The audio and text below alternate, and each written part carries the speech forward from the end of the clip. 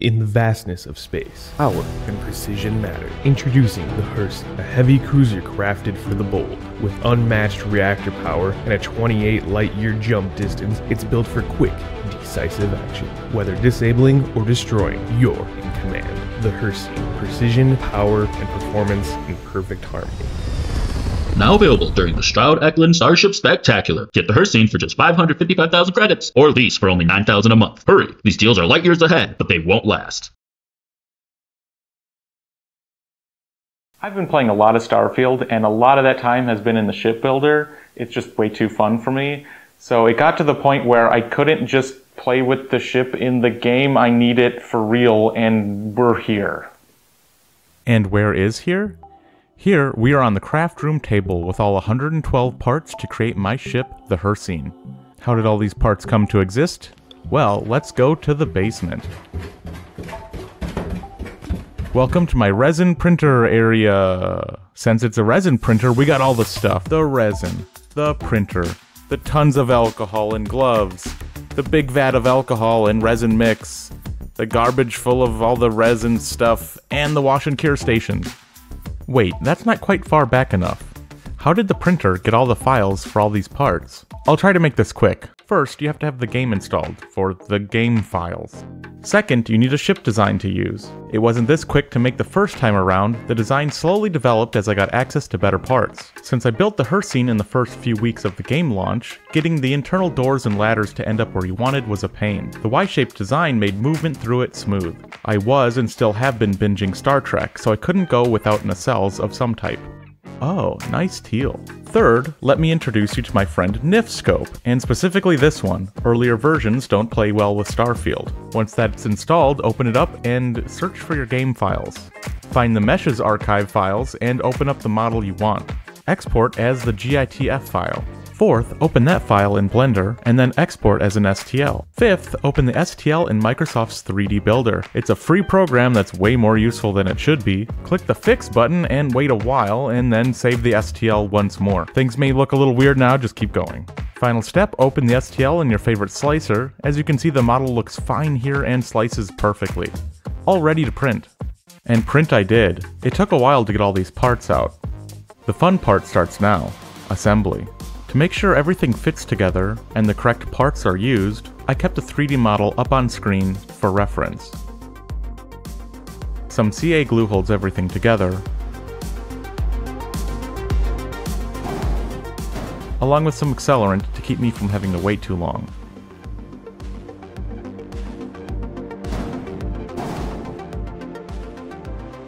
A little sanding is still necessary to add tooth to the surface for the glue. 112 parts is a lot, but I was the one to decide to print them all individually rather than joining them digitally. I wanted alterations to be made physically since I was tired of sitting at my computer looking at all the files. Also, building it from individual parts is just like I had done hundreds of times already in the shipbuilder, only smaller.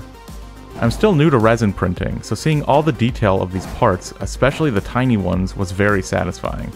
Even with the high detail though, some sanding is always necessary, especially here to flatten joining faces. And that became the process. Find parts, sand parts, clean parts, glue parts. While this process was a little tedious while working with the individual parts, it was really exciting to see the larger structures come together, making the whole ship much more real. I feel like I can't make this video without talking about the game a little. Starfield is weird. I simultaneously love and hate it. The NASA punk aesthetic, shipbuilder, and many storylines kept me playing and enjoying it. But glaring issues like little to no impact on the world after completing large quests, how useless the crew on a ship feels, the way the menu is, and randomly changing power pips after jumping really hurt the game. All I can guess is that choices were made by committee and that much of the game was watered down to have wide appeal. Even with these issues, I had more than enough fun building ships that I had to make mine for real, so let's get back to it. What really made this project possible is the high level of detail of these 3D models. As you saw, these models are pulled pretty much straight from the game. I'm not doing much fixing to get these printable or to add any detail. Earlier games would rely on the textures to do most of the work, and the 3D mesh was kind of a suggestion to what the item should be. But for Starfield, the detail is incredible. Adding to that, the amazing job my resin printer can do made this really satisfying, as there was no cleanup. Just print and cure, assemble and paint. Any project we do that isn't more than 50% sanding is rare, so this was fun to do. Of course, a big inspiration for this project is the tested cruise build of the Frontier. And the only piece I borrowed from that project is the internal part of this Docker module. The one from game was far too detailed and would not print right. So thanks, guys!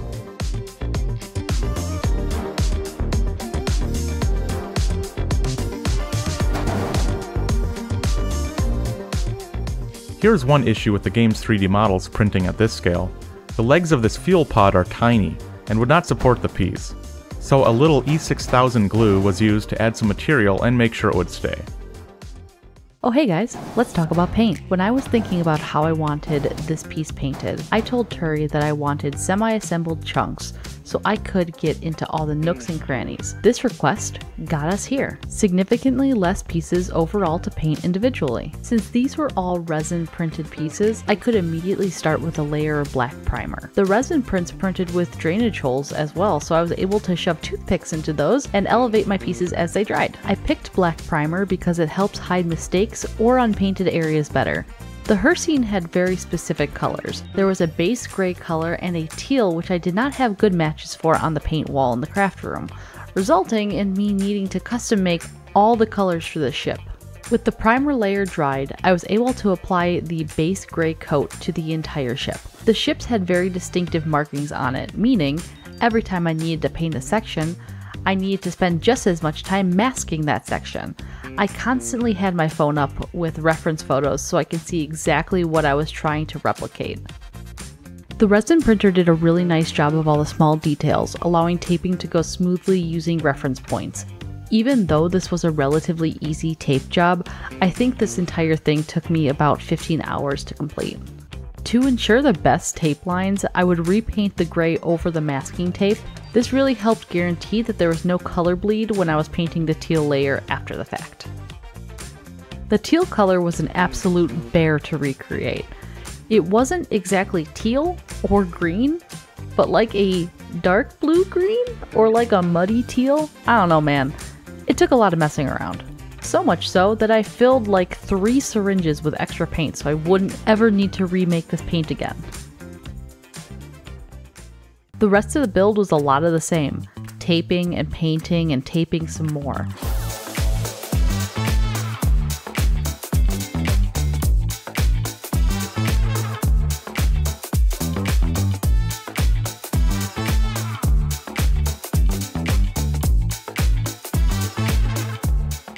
Once I had the majority of the paint on the ship, I was able to move on to the little details like windows, rivets, and access panels. For all of that, I used paint pens because they are vibrant and provided really good coverage without dirtying any more brushes.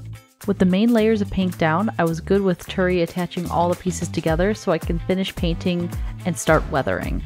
For that, I really wanted the entire ship assembled so I can get all the grime in the right places. I used a black wash and a matte varnish to make it all gross. Some gold and silver dry brushing in key areas allowed the ship to be done. Well, that was all I did. Paint the entire dang ship. Back to Turi for the final assembly. Once the painting was complete, there was a few final components to add. The grav drive was tricky to print as it was thin and hollow. Splitting it up and gluing later worked great.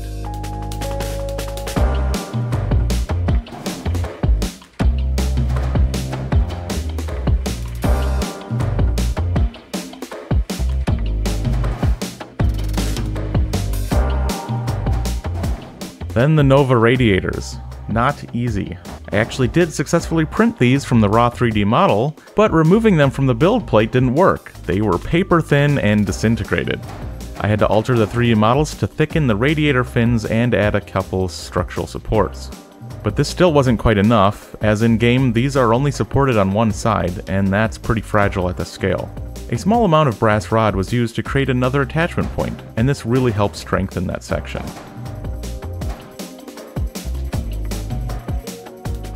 The last part of this puzzle was to create a stand for the ship. I couldn't just let it sit on a table or shelf on its belly like some spacer tub.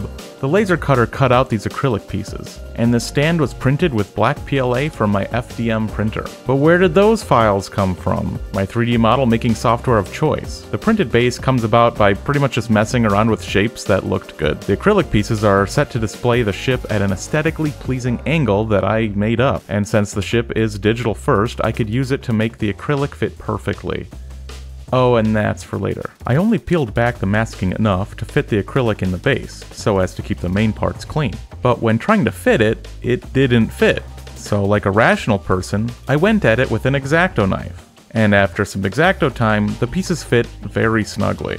The last part of this project is the display plaque. How is this a thing? I grabbed the main ship info from the game and turned it into this.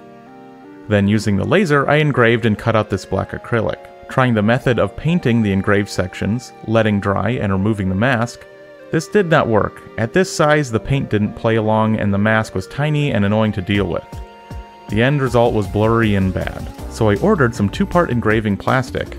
It's basically an acrylic that has a top color and an inner color, so when the top is engraved away, it shows the inner color.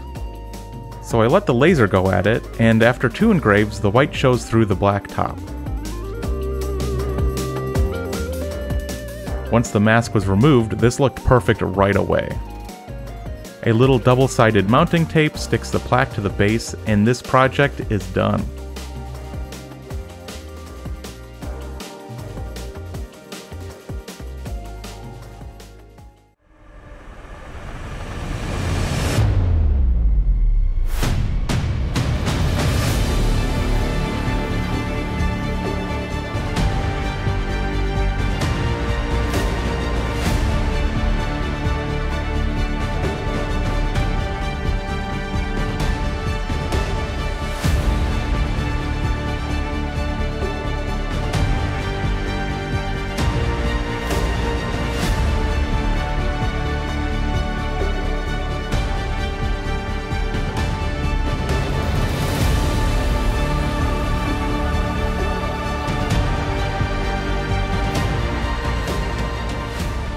Huge shout out to all of our Patreon members. It's because of you guys we can make cool things like this custom Starfield spaceship. If you like laser cutting, 3D printing, or general making, check out our previous videos. Many of the files for those projects are available on our Patreon. So you may have noticed we haven't put up a video for a while, and that's because Nicole and I have been working on another project.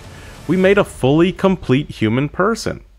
She has been the most difficult but most fulfilling project to date. Though she pulls a lot of focus away from our standard maker projects, we are still working on other projects and we'll keep making fun stuff, but there will be a bit of time between videos. Thanks for hanging around. See you guys next time.